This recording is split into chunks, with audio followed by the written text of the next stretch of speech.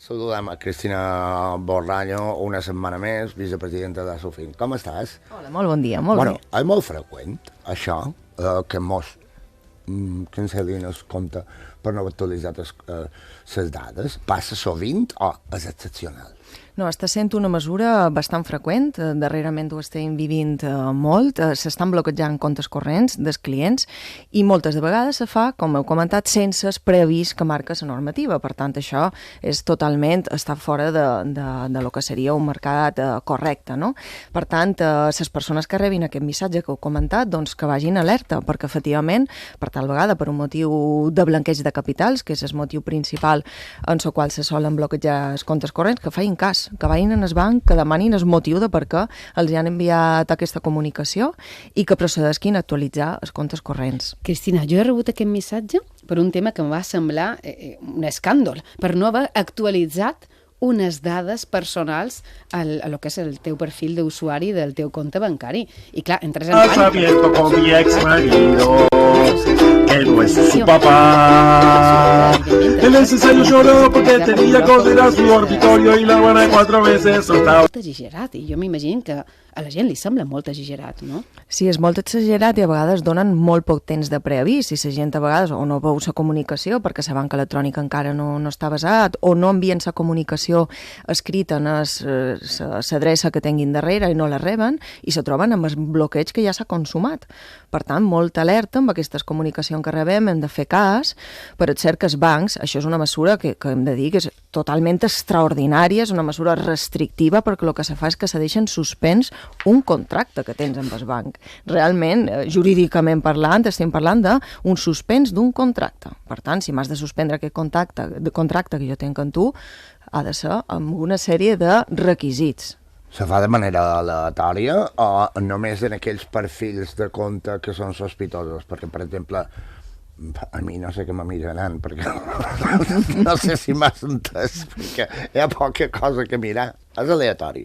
És aleatori. Sí que és cert que darrerament ja s'està ampliant a tot tipus de perfil. Fa uns anys només eren persones estrangeres, no sé si vos en recordeu, mitjans del 2019, quan va passar a la comunitat xinesa, que se va bloquejar totalment. Clar, i va haver-hi 200.000 usuaris xinesos bloquejats, però ara és una cosa que ja veiem que s'està ampliant a tot tipus de perfil.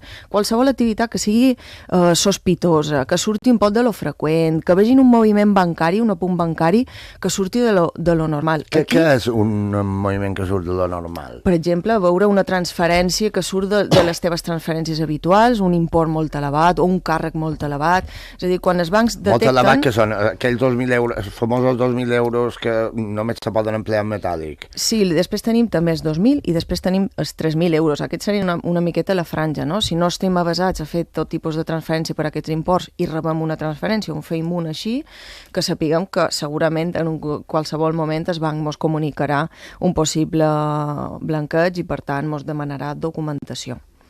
També, una cosa... Bé, el Banc d'Espanya diu que s'hagin utilitzat deliberadament el compte per finalitats il·lícites. Me sembla molt bé, d'acord? O sigui, tu no pots vendre droga i ingressar tot bé en el banc, que de fet no crec que ho faci ningú, no? A Sant Banya tenim l'exemple, que tot bé estaven enterrats. Que no haguem fet cap operació durant 2 anys. Mos poden tancar els comptes si no hem empleat els comptes durant 2 anys. Malament tu paguis les quotes de manteniment d'un compte. Se tanquen els comptes? Imagina't que és una compte d'estalvi, que no té moviments, o que la tens un poc oblidada, o que és una compte de menors.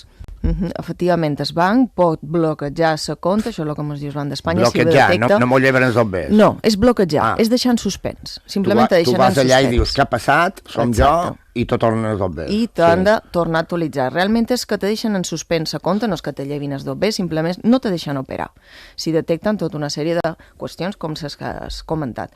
Per tant, molta alerta, i després el tema de les comissions. A vegades tenim comptes corrents que no empleam i ens estan cobrant comissions. És molt freqüent que la gent pensi que deixant el saldo a zero ja directament jo ja he cancel·lat el compte. No, has d'anar al banc i has de donar ordre de resolució, de tancament d'aquesta compte corrent, perquè si no deixes de normalment ser-ho... t'ha de pagar perquè estàs en números vermells, perquè t'han anat cobrant les comissions i tu fa 2 anys que ho tens allà i t'han anat cobrant. Efectivament. I I estàs en fins i negatiu. tot el cobrament de targetes, no?, que no utilitzam. També mos cobren la quota de la targeta, pensam que aquest compte està tancat i no està, i mos van, aquí se van meritant comissions i comissions, i després el dia de demà vas a mirar què ha passat i te trobes que tens allà 200, 300, 400 euros en negatiu de quotes de comissions d'aquestes targetes de compte corrent. Incorpora una nova veu, la de Rubén Sánchez, secretario general de Facua, aquí podemos saludar ya. Rubén, ¿cómo está? Bienvenido al día. Y quizá estamos un tanto sorprendidos por estas prácticas de los bancos que suponen pues directamente el bloqueo de la cuenta cuando no se han actualizado la información, cuando la cuenta está abandonada o simplemente no tiene movimientos por un periodo de tiempo determinado. Claro, aquí hablamos de que son prácticas que son legales, aunque nos puedan parecer a nosotros sorprendentes. ¿Hasta qué punto se puede reclamar?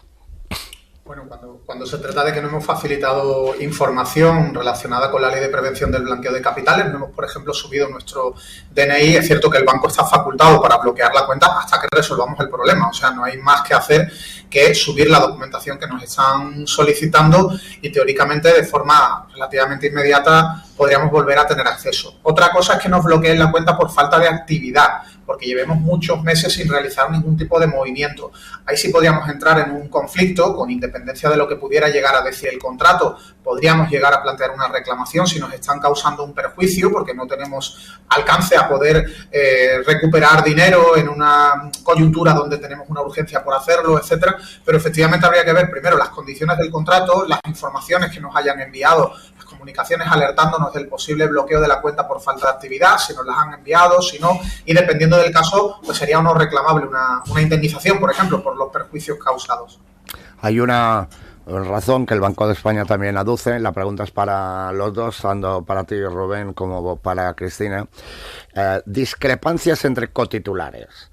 Si los titulares de una cuenta o sus herederos dan al banco instrucciones contradictorias, el banco adopta una postura neutral y bloquea la cuenta avisando de su decisión. O sea, herencias, ¿no, Rubén?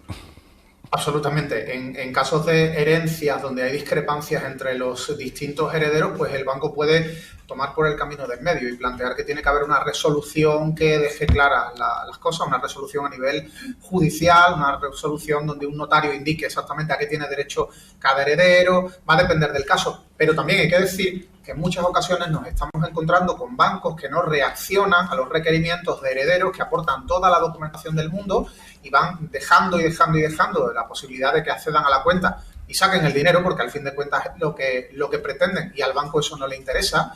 Y ocasiones también en las que cobran determinadas comisiones de forma absolutamente ilícita por una supuesta gestión de documentación y gestión de trámites para, digamos, supervisar y, digamos, visibilizar que la herencia y los herederos están todos en regla, trámites que realmente el banco no lleva a cabo porque son los herederos los que llevan esa documentación. Ahí, cuando nos cobran esa comisión ilícita, evidentemente se puede reclamar la devolución del dinero y ojalá en cada caso que se producen este tipo de irregularidades, no solamente el banco acabara asumiendo la devolución de ese dinero, sino que tuviera que pagarnos una indemnización. Y eso es algo que desde Facua llevamos muchos años reclamando a la administración, el que cuando una empresa, sea un banco o de cualquier otro sector, comete una práctica ilícita, causando un perjuicio a un consumidor, no respondiéndole una reclamación en un plazo, etcétera, tuviera la obligación de abonarle una indemnización económica, por pequeña que sea. Pero el hecho de que se contemplara en la normativa una indemnización directa por una mala praxis, por una mala atención, por un retraso en una contestación o una reclamación, si eso se diera, posiblemente las empresas en este país estarían mucho más, digamos, motivadas a hacer las cosas bien, porque sabrían que cada reclamación puede acabar provocando el pago de una determinada cantidad. Nosotros, por ejemplo, en la futura Ley de Servicios de Atención al Cliente, venimos reclamando, y lo estamos trasladando a los grupos parlamentarios, que cuando se apruebe en el Congreso incorpore una enmienda que diga que si no nos atienden a una reclamación en plazo, tengan que indemnizarnos con al menos 50 euros. Home, molt important que mos puguin compensar. Rubén, Cristina, quins altres punts s'han de tenir en compte per recapitular tot el que és important d'aquest tema que ens has proposat, no? I que està tant en el nostre dia a dia, perquè això és una realitat. Què més han de recordar per tal d'evitar caure, no?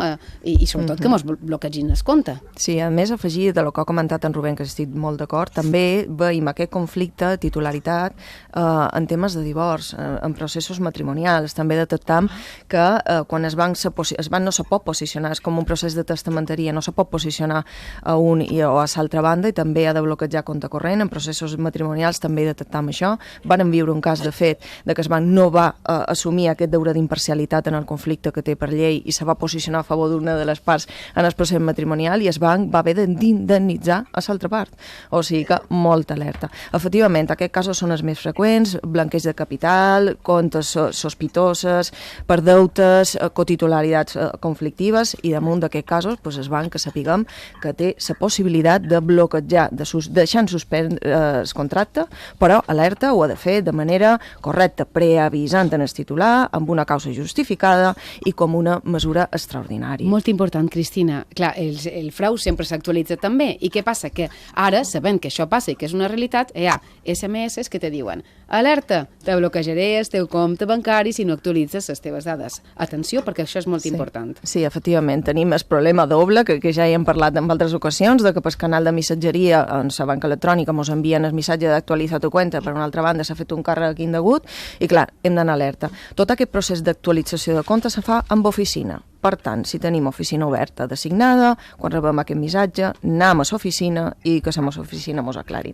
Serà més fàcil. Que important és conèixer les fonts realment i saber què hem de fer si rebem alguns d'aquests missatges, no entrar en pànic, sobretot, no? I posar-nos en acció, consultar les nostres entitats bancàries i com ho feim nosaltres, els nostres experts. Tenim a Cristina Porrallo, vicepresidenta d'Asufin, que ens ha ajudat avui, sobretot per tal d'aclarir totes aquestes qüestions. Gràcies, Cristina. Moltes gràcies. I a Rubén Sánchez, des de Facua. Moltíssimes gràcies, Rubén, com sempre, un gust. Muchas gracias, un abrazo. I amb aquest